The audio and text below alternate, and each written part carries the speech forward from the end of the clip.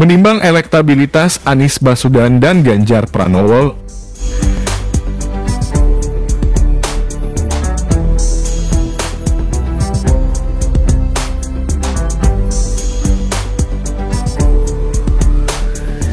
Anies Baswedan setelah kebijakan penutupan Holy Wings dapat memperkecil resistensi politik.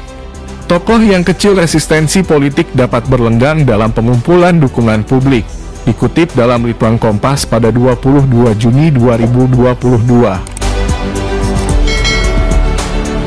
Sebaliknya Gubernur Jawa Tengah misalnya, semenjak kiprah politiknya dimulai sebagai anggota DPR RI dan berlanjut sebagai Gubernur Jawa Tengah, resistensi publik sangat besar. Pernah terindikasi korupsi dan pertentangan pembebasan lahan warga Wadas. Kondisi semacam itu pula yang membuat Ganjar sulit untuk lebih leluasa melangkah menuju persaingan kursi kepresidenan, walaupun banyak ditopang hasil-hasil elektabilitas. Untuk menutupi berbagai isu kebijakan anti rakyat dalam lingkup sosial masyarakat,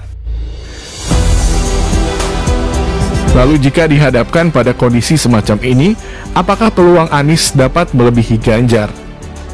Potensi Ganjar bersandar pada hasil survei yang memetakan karakteristik pendukung serta pergerakannya. Perluasan basis dukungan tetap potensial terjadi. Namun, pada level strategi perluasan dukungan, Ganjar dan Anies dihadapkan pada dua pilihan yang serba dilematis. Bagaimana pengaruh kebijakan Holy Wings versus politik identitas masyarakat Jawa?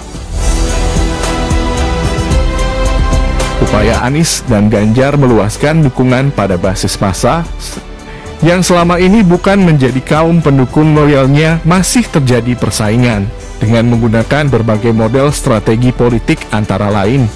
Pertama, model perluasan potensial pengaruh kebijakan yang dilakukan Anies Baswedan setelah menutup Holy Wings. Terjadi efek pencitraan positif, berdampak dengan tuntutan penutupan Holy Wings berbagai kota di Indonesia, sebagai isu utama yang menggerakkan mayoritas umat Islam. Ketegasan Anies terbukti berhasil penanggalan citra eksklusif dan beralih menjadi sosok yang lebih inklusif. Kedua, model politik identitas masyarakat Jawa dan umat Islam, Ganjar masih menunjukkan indikasi ke arah pilihan politik identitas masyarakat Jawa. Sentrasi para pendukung terbatas pada karakteristik sosiodemografis ataupun latar belakang politik pendukung Jokowi dan Ahok. Apabila sebelumnya ke Anies terbanyak justru di luar Jawa, seperti Aceh, Sumatera Barat, Riau, Lampung, dan sebagian Jawa Barat. Kini perimbangan dukungan mulai mendekati proporsi nasional. Konsentrasi terbesar di Jawa Barat. Anies lebih menguasai identitas sosial umat Islam, namun terjadi juga tambahan pemilih Anies yang berlatar dari non-Islam. Terkait dengan orientasi politik, jika sebelumnya barisan pendukung Anies cenderung oposan terhadap pemerintahan Presiden Jokowi, setelah diusung Nasdem berhasil agak meluruh. Perubahan menjadi semakin inklusif, dapat saja potensial memperluas peluang peningkatan dukungan terhadap Anies kelak. Bagaimanapun, menjadi semakin proporsional dengan karakteristik demografi sosial ekonomi ataupun politik masyarakat. Menjadi semakin luas potensi dukungan yang ia dapat kuasai. Kemudian bagaimana kesimpulan? Anies dan Ganjar masih berpeluang meluaskan dukungan pada kalangan yang memang menjadi basis pendukungnya selama ini.